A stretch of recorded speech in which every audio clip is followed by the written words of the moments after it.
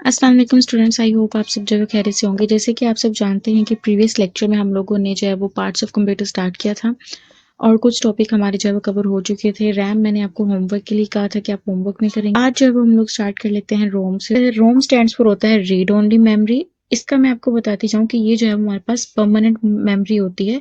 जैसे कि मैंने प्रीवियस लेक्चर में नॉन वोलेटाइल एंड वोलेटाइल का जिक्र किया था और हम लोगों ने पढ़ा था कि वोलेटाइल मेमोरी में जैसे ही कंप्यूटर टर्न ऑफ होगा तो वो डाटा जो है वो लॉस्ट हो जाता है।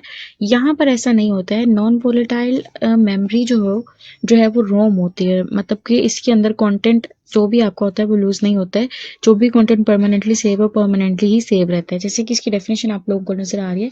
The instructions in ROM prepare the computer for use. These instructions can only be read but can not be changed और डिलीटेड। अब ये इंस्ट्रक्शंस ना तो चेंज हो सकती है ना ही जो है वो डिलीट हो सकती है। It is possible to write new information instruction into the ROM. ऐसा पॉसिबल नहीं है कि आप लोग जो है वो न्यू इंस्ट्रक्शन रोम के अंदर कर लें। ये परमानेंट स्टोरेज होता है। इसके अलावा यहाँ पर उन्होंने कुछ बताया होगा। रोम बायोस की डेफिनेशन यहाँ पर लिखी हुई है। अब यहाँ पर रोम बायोस क्या होती है? ROM contains a small set of instructions called ROM BIOS, जिसको हम लोग बोलते हैं बेसिक इनपुट आउटपुट सिस्टम। अब यहाँ पर ये इंस्ट्रक्शंस कंप्यूटर को क्या बताती हैं? How to access hard disk, find operating system and load the operating system in the RAM.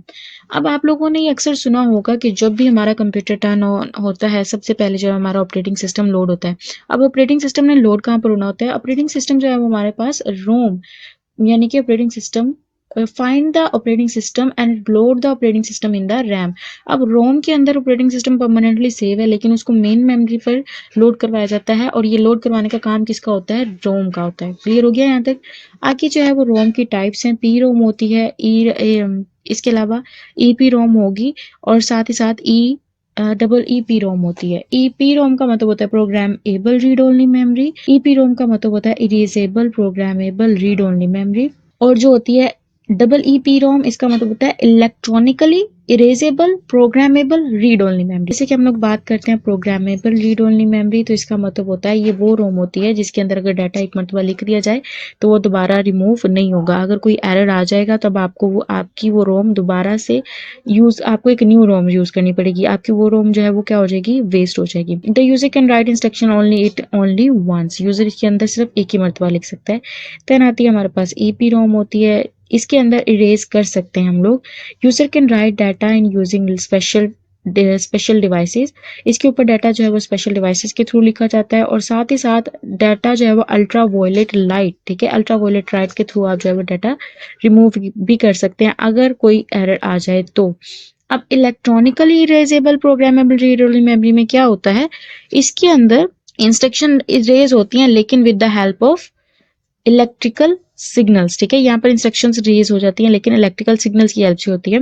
It is similar to the flash memory. The data can be written in EPROM multiple times. अब यहाँ पर जैसे erasable programmable read only memory में आप erase करते हो one time, यहाँ पर आप मल्टीपल टाइम्स लिख भी सकते हैं और उसको इरेज भी कर सकते हैं। तो ये जो है वो सबसे बेस्ट होती है लेकिन बाय कॉस्ट ये सबसे ज्यादा कॉस्टली पड़ेगी आपको। ठीक है, अब यहाँ पर उन्होंने बोला है it is specially use to store BIOS for the computer system.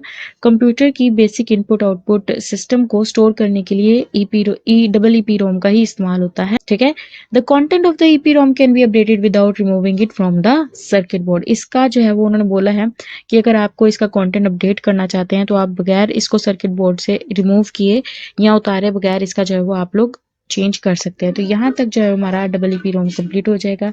इसके बाद रोम रैम का डिफरेंस आता है वो भी आप लोग देख लीजिएगा और साथ ही साथ जो है वो पी रोम या फिर ईपी रोम का डिफरेंस आता है वो भी देख लीजिएगा। ओके जी, इसके फौरन नीचे जो है वो आपको वो हो जाएगा कैशे मेमोरी। कैशे मेमोरी जैसे कि आप समझाते हैं, कैशे मेमोरी स्मॉल मेमोरी होती है, वेरी फास्ट मेमोरी होती है और इसके अंदर इस मेमोरी के अंदर हमेशा वो डाटा रखा जाता है जो मोस्ट फ्रीक्वेंटली यूज्ड डाटा हो। जैसे एक डाटा आप बार बार उसको फ्रीक्वेंटली एक्सेस कर रहे हो तो उसको जो है वो कैशे में रखवा दिया जाता है ताकि हमें मेन मेमोरी में से जाके उसको लेना ना पड़े। हम लोग कैशे में से जाके उसको एक्सेस करें, यानी कि रैम में से एक्सेस ना करें, हम कैशे से एक्सेस करें, अपना काम कर लें। अब कैशे मेमोरी जो है वो सीपीयू के ज्यादा पास होती है, जैसे कि आपको डायग्राम में शो हो रहा है। ठीक है, L1 कैशे यानी कि कैशे मेमोरी जो है वो सीपीयू के पास होती है। तो सीपीयू रैम में से डाटा लेने की बजाय फ़ौरन क्या करेगा, कैशे में से डाटा रिट्राइव करेगा, ताकि हमारी प्रोसेसिंग स्पीड जो है वो हमेशा एक कॉन्टिन्यूस वे में और फास्ट वे में हमारी जो है प्रोसेसिंग स्पीड हमें मिलती रहे। अब यहाँ पर जो न्यू चीज़ आई है ना इस बुक में, वो आपको शो होगा कि कैशे के लेवल्स कितने होते हैं। बेसिकली कैशे के 3 लेवल्स होते हैं। जो सबसे पास लेवल होगा सीपीयू के, उसको हम लोग बोलते हैं L1 कैशे, और इसकी जो है वो ये क्लोजेस्ट होता है, ठीक है। जो L2 कैशे होगा वो ये क्या होगा, थोड़ा सीपीयू से दूर होगा और L1 के बाद होता है। उसके बाद L3 कैशे होता है जो कि सीपीयू से काफी फार होगा। अब इनमें डिफरेंस क्या है, बेसिकली जो मेन डिफरेंस आता है ना, अब जो चीज सीपीयू के ज्यादा पास है, जैसे L1 कैशे यहाँ पर जैसे आपको शो हो रहा है L1 कैशे ज्यादा पास है, तो मीन्स दैट ये क्या होगा, अगर तो डाटा आपका L1 कैशे में पड़ा है तो वो ज्यादा फास्टली सीपीयू एक्सेस कर लेगा। अगर डाटा L2 में पड़ा है तो उसको कम फास्टली एक्सेस करेगा, और अगर डाटा L3 में पड़ा है तो उसको उससे कम फास्टली होगा। तो मतलब L1 कैशे सबसे ज्यादा फास्ट डाटा एक्सेसिंग देगा, L2 जो है वो कम एक्सेसिंग देगा, फास्ट स्पीड इसकी थोड़ी कम होगी, और L3 की जो है वो स्पीड बहुत ही कम होगी। अब डिफरेंस एक और चीज का आता है, जो L1 कैशे होता है, जैसे कि आपको यहाँ पर शो हो रहा होगा, इसकी जो है वो डेफिनेशन लिखी होगी, प्राइमरी और इंटरनल कैशे होती है ये, ठीक है, और इसकी स्पीड होती है 8 KB से लेकर 128 KB तक, ठीक है, जैसे यहाँ पर लिखा हुआ है बुक पर। अब होती है L2 कैशे। L2 कैशे जो है वो स्लो होता है, लेकिन इसकी जो है कैपेसिटी, स्टोरेज कैपेसिटी वो ज्यादा होती है L1 की निस्बत। जैसे कि इसकी स्टोरेज कैपेसिटी होती है 64 KB से लेकर 16 MB तक, और जो एडवांस लेवल के L2 कैशेस आ रहे हैं उनकी स्पीड जो है वो यहाँ पर उन्होंने मेंशन की हुई है कि अगर एडवांस लेवल का L2 कैशे देख लें आप, तो उसकी स्पीड तो इससे भी ज्यादा फास्ट होगी, वो होगी 512 KB से लेकर 8 MB तक होगी, ठीक है। अब जो L3 कैशे होता है, ये L1 और L2 की निस्बत काफी स्लो होगा, लेकिन अब ये और दूसरी चीज इसमें क्या होती है, ये सेपरेटली होता है, जैसे कि यहाँ पर शो हो रहा है L1 और L2, जैसे कि आपको यहाँ पर डायग्राम में शो हो रहा है, L1 और L2 जो है वो सीपीयू का ही पार्ट होते हैं, मतलब सीपीयू के बिल्कुल फौरन बाद ये एग्जिस्ट कर रहे होते हैं मदरबोर्ड के ऊपर। लेकिन जो L3 होता है इसको हम लोग बोलते हैं कि ये separate from processor chip on the motherboard, ये सेपरेट होता है, और ये एडवांस लेवल के जितने भी कंप्यूटर्स होते हैं वहां पर ये मोस्टली इस्तेमाल हो रहा होता है, और जहां पर L2 का एडवांस L2 जहां पर इस्तेमाल हो रहा होता है वहां पर जो है वो L3 लाजमी इस्तेमाल होता है, और इसकी स्पीड होती है अप टू 8 MB, मतलब इसकी स्पीड 8 MB से भी ज्यादा, सॉरी, इसकी स्टोरेज कैपेसिटी 8 MB से भी ज्यादा होगी। क्लियर हो गया यहाँ तक? यहाँ तक हमारा कैशे मेमोरी कंप्लीट हो जाएगा। उसके बाद हमारे पास आ जाता है फ्लैश मेमोरी। अब फ्लैश मेमोरी क्या होती है, ये भी नॉन वोलेटाइल मेमोरी की ही एक एग्जांपल है बेसिकली, लेकिन most computer use it to store startup instruction as it allows computer to update its content easily। अच्छा, यहाँ पर मैं आपको बताती चलूँ कि जो फ्लैश मेमोरी होती है इसका ज़्यादातर इस्तेमाल होता है टैबलेट्स में, मोबाइल फोन्स में, डिजिटल कैमरास में, ये ज्यादातर इनका इस्तेमाल वहां पर हो रहा होता है। अब यहाँ पर क्या होता है, फ्लैश मेमोरी के अंदर जो है वो सिंपल वो डाटा रखा जाता है जिसको इजीली अपडेट हमें करने में आसानी हो। लाइक अगर एक डाटा यूज हम लोगों ने कर लिया है, बाद में वो यूज नहीं हुआ, तो वो फ्लैश में थोड़ी देर रहेगा, देन उसको जो है वो अपडेट कर दिया जाता है। तो फ्लैश मेमोरी बेसिकली है भी, ये भी है नॉन वोलेटाइल मेमोरी है, लेकिन इसके अंदर कंटेंट इजीली जो है वो फ्रिक्वेंटली और बड़ी जल्दी जल्दी से जो है वो कंटेंट अपडेट होता रहता है। जो मोबाइल फोन्स होते हैं, यहाँ पर उन्होंने लिखा होगा कि मोबाइल फोन्स के अंदर media player stores music on the flash memory chips. अब ज्यादातर स्मार्टफोन्स के अंदर फ्लैश मेमोरी का इस्तेमाल होता है, क्योंकि जो है वो मीडिया प्लेयर जो है वो म्यूजिक को रखवाने के लिए फ्लैश मेमोरी का इस्तेमाल करते हैं स्मार्टफोन्स के अंदर। तो यहाँ तक हमारा जो है वो फ्लैश मेमोरी भी कंप्लीट हो जाएगा। सो यहाँ तक हमारे पास cache memory, flash memory complete हो चुकी। ओके जी, तो नेक्स्ट वन टॉपिक है हमारे पास सिस्टम क्लॉक। सिस्टम क्लॉक को जो है वो कंप्यूटर क्लॉक भी बोला जाता है, इसके अलावा इसको ऑसिलेटर भी बोला जाता है। ये एक इलेक्ट्रॉनिकल कंपोनेंट होता है जो कि इलेक्ट्रिकल सिग्नल्स जनरेट करता है फास्टली, और इन सिग्नल्स को जनरेट करने का मकसद ये होता है कि कंप्यूटर के फंक्शंस को या उसकी फंक्शनैलिटी को कंट्रोल करना होता है, और ये कंट्रोल करता है क्लॉक टिक्स के अकॉर्डिंग। अब क्लॉक टिक क्या होता है, बेसिकली कंप्यूटर की जितनी भी टिक्स होंगी वो इसका एक साइकिल होता है। उस एक साइकिल के अंदर कंप्यूटर ने क्या करना होता है, उसकी फंक्शनैलिटी को कंट्रोल करना होता है। अब यहाँ पर कंप्यूटर 1 सेकंड के अंदर जितनी साइकिल कंप्लीट करेगा उसके प्रोसेसर की स्पीड उतनी क्या होगी, फास्ट होगी। इसलिए इसको जो है वो फ्रीक्वेंसी ऑफ प्रोसेसर भी बोला जाता है। जो क्लॉक की स्पीड होती है ना, उसको फ्रीक्वेंसी ऑफ साइकिल किसका फ्रीक्वेंसी ऑफ प्रोसेसर बोला जाएगा। अब एक टाइम के अंदर कंप्यूटर कितनी इंस्ट्रक्शंस को एग्जीक्यूट कर रहा है, वो उसकी होगी क्लॉक स्पीड। इसको इस तरह समझ लेते हैं। अब यहाँ पर मैंने बोला कि इलेक्ट्रिकल सिग्नल जनरेट करता है। फॉर एग्जाम्पल कंप्यूटर ने जब एक साइकिल कंप्लीट किया, एक फ्रीक्वेंसी इसकी ये थी, ठीक है, एक वेव इसने कंप्लीट की, तो एक साइकिल इसका इस तरह से हो गया। अब एक साइकिल अगर कंप्यूटर एक सेकंड में, एक क्लॉक जो है वो एक साइकिल एक सेकंड में कंप्लीट कर रहा है, तो मतलब उसकी जो है वो स्पीड क्या होगी, 1 हर्ट्ज होगी।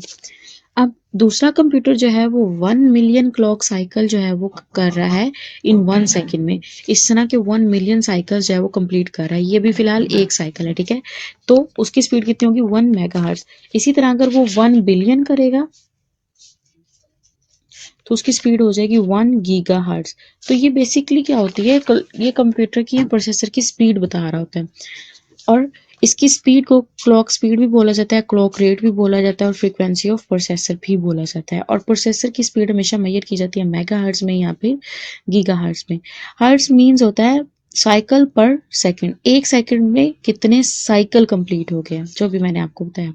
ओके, अब फॉर एग्जांपल एक प्रोसेसर है, उसकी 3.0 गीगाहर्ट्ज जो है वो उसकी स्पीड है, तो मीन्स दैट वो कितनी इंस्ट्रक्शन करेगा, 3 बिलियन इंस्ट्रक्शन एक साइकिल के अंदर कंप्लीट करेगा, ठीक है, या एक साइकिल्स मतलब 3 बिलियन साइकिल्स करेगा एक सेकंड के अंदर कंप्लीट। इसके अलावा ये बताता है कि प्रोसेसर की स्पीड बताएगा और साथ ही साथ पावर बताएगा कि एक प्रोसेसर कितना पावरफुल होगा। जितना क्लॉक रेट हाई होगा उतना ही जो है प्रोसेसर पावरफुल होगा और उतनी ही फास्ट प्रोसेसिंग आपको देगा। जितना क्लॉक रेट कम होगा वो उसकी प्रोसेसिंग उतनी ही कम होगी। जैसे इन्होंने एग्जांपल यहाँ पे लिखी है कि कोर i7 प्रोसेसर है, 3.2 उसकी गीगाहर्ट्ज जो है वो स्पीड है। इसी तरह दूसरा प्रोसेसर है कोर i7, लेकिन उसकी जो है वो 2.66 गीगाहर्ट्ज है। तो फास्ट कौन सा होगा, 3.2 गीगाहर्ट्ज वाला फास्ट होगा, 2.66 वाला जो है वो थोड़ा स्लो होगा। और फास्टेस्ट आजकल जितना भी जो फास्टेस्ट आजकल सीपीयूज आ रहे हैं वो आ रहे हैं 3 गीगाहर्ट्ज जो है वो मिनिमम, यानी कि जो फास्टेस्ट आता है वो कौन सा होता है, सीपीयूज वो 3 गीगाहर्ट्ज तक होते हैं। क्लियर हो गया। उसके बाद आते हैं मिप्स एंड एफ लोब्स। अब यहाँ पर इनका क्या मतलब होता है, the speed of work station and the computer server computer is measured in मिप्स, यानी कि मिलियंस ऑफ इंस्ट्रक्शन पर सेकेंड। कंप्यूटर्स की या वर्क स्टेशन कंप्यूटर जो सर्वर कंप्यूटर्स होते हैं, जो हाई स्पीड कंप्यूटर्स होते हैं, वेरी हैवी वर्क लोड को हैंडल करने के लिए जो कंप्यूटर्स इस्तेमाल होते हैं, उनकी जो है वो स्पीड मेजर की जाती है मिलियंस ऑफ इंस्ट्रक्शंस पर सेकेंड।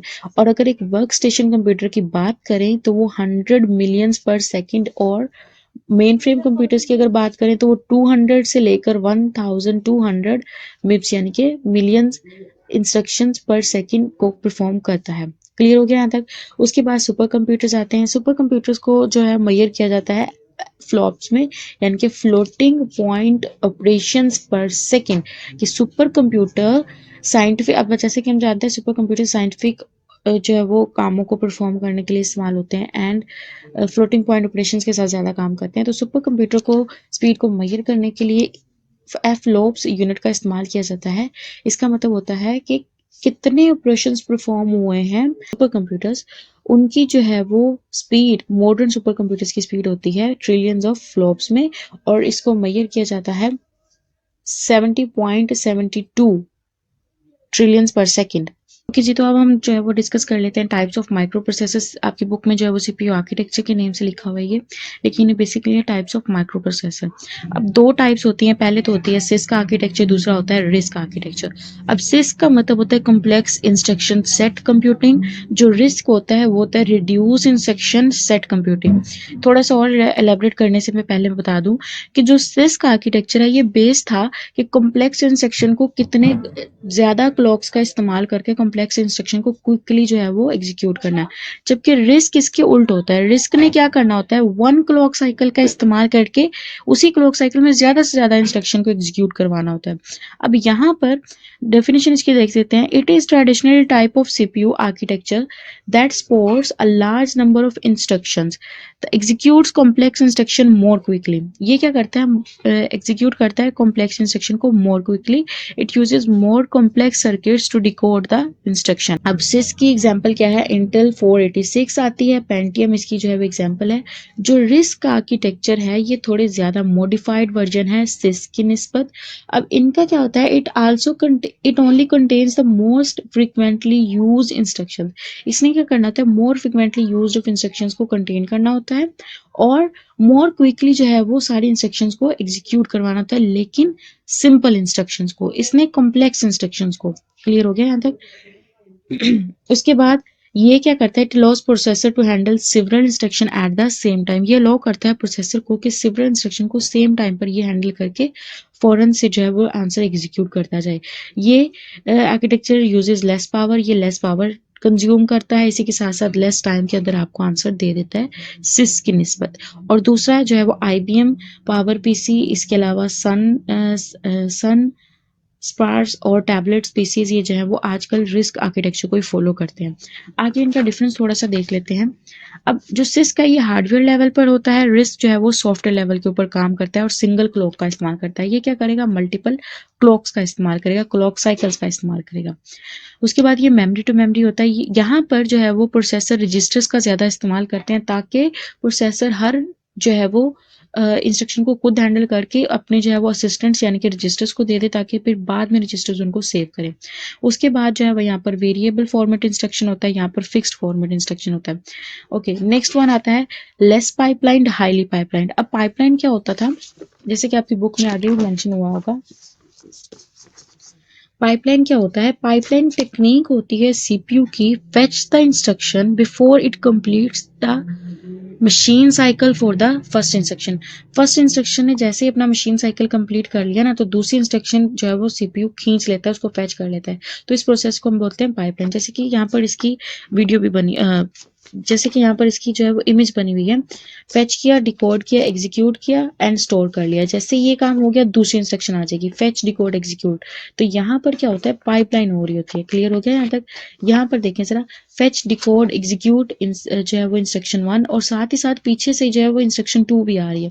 ये विदाउट पाइपलाइन उन्होंने दिखाया कि इस तरह हो रहा है। अगर विद पाइपलाइन होता तो एक इंस्ट्रक्शन हो गया, दूसरी इंस्ट्रक्शन खुद ब खुद पीछे से आ रही है, देन थर्ड आ रही है और फोर्थ आती जा रही है। तो ये होता है पाइपलाइन का सिस्टम होता है। तो जो रिस्क होता है ये पाइपलाइन को ज्यादा फॉलो करता है, सिस्क जो है वो पाइपलाइन को कम फॉलो करता है। अब यहाँ पर जो है वो देख लें, इसका जो है वो लिखी हुई है, कुछ इन्होंने डिफरेंस लिखा हुआ है, ये डिफरेंस बुक में है। इसके अलावा मैंने आपको और भी डिफरेंस इसका बता दिया, तो आपका ये कॉन्सेप्ट क्लियर हो जाएंगे। अब रजिस्टर्स क्या होते हैं, रजिस्टर्स क्या होते हैं, स्मॉल हाई स्पीड मेमोरी होती है inside CPU. The CPU contains a number of registers, registers are used to store information being processed. तो ऐसी इंफॉर्मेशन जो बीइंग प्रोसेसिंग में होती है, रजिस्टर्स उनको रखते हैं। जैसे कि आपने पहले भी पढ़ा हुआ है, रजिस्टर्स की डिफरेंट टाइप होती हैं, लाइक MER होता है, MBR होता है, प्रोग्राम काउंटर रजिस्टर होता है, इंस्ट्रक्शन रजिस्टर होता है, जनरल पर्पस रजिस्टर्स होता है। क्लियर हो गया? तो रजिस्टर्स के ऊपर मैं अलहदा से एक फुल जो है वो वीडियो बनाएंगे, जिसके अंदर सिर्फ हम लोग रजिस्टर्स की बात करेंगे, क्योंकि ये काफ़ी इंपॉर्टेंट टॉपिक होता है। फिलहाल जो है वो अभी हम लोगों ने कंप्लीट करने थे कंप्यूटर के पार्ट्स, 2 पार्ट्स हो चुके हैं हमारे, ठीक है। आगे हमारे पास रह जाएगा कोर प्रोसेसर और बसेस आप लोगों ने होमवर्क में कर लेनी है। अब लास्ट टॉपिक है हमारा कोर प्रोसेसर, तो उसको देख लेते हैं हम लोग। अब कोर प्रोसेसर बेसिकली होता क्या है, coprocessor is a special traditional microprocessor chip that helps the main processor. Basically coprocessor का इस्तेमाल इसलिए किया गया था ताकि जो है वो हम लोग मेन प्रोसेसर की हेल्प कर सकें। अब कोप्रोसेसर ने स्पेशल टास्क करने हैं और उन टास्क में जो मेन टास्क आते हैं वो होता है फ्लोटिंग पॉइंट प्रोसेसिंग करना और मैथ प्रोसेसिंग करना। जो कोप्रोसेसर का मेन मकसद था इस्तेमाल का, वो ये था कि जितने भी फ्लोटिंग पॉइंट इंस्ट्रक्शंस को एग्जीक्यूट करने का काम है या जितने भी मैथ इंस्ट्रक्शंस को एग्जीक्यूट करने का काम है, तो वो कोप्रोसेसर हैंडल कर लें। और ये चीज़ जो है वो ज़्यादा हेल्पफुल होती थी इंजीनियर्स के लिए, साइंटिफिक के लिए, ग्राफिकल एप्लीकेशंस को परफॉर्म करने के लिए। तो इस तरह जो है कोप्रोसेसर बड़ी एफिशिएंटली मेन प्रोसेसर के ऊपर वर्कलोड डाले बगैर अपना काम करके तो हमें रिजल्ट दे देता है। तो दैट्स वाई जो है वो कोप्रोसेसर का इस्तेमाल होता था। तो यहाँ तक हमारा टॉपिक कंप्लीट हो चुका है। इंशाल्लाह नेक्स्ट वीडियो में हम लोग बात करेंगे कोडिंग स्कीम्स के ऊपर। तब तक के लिए अल्लाह हाफिज़ और अपना ध्यान रखें।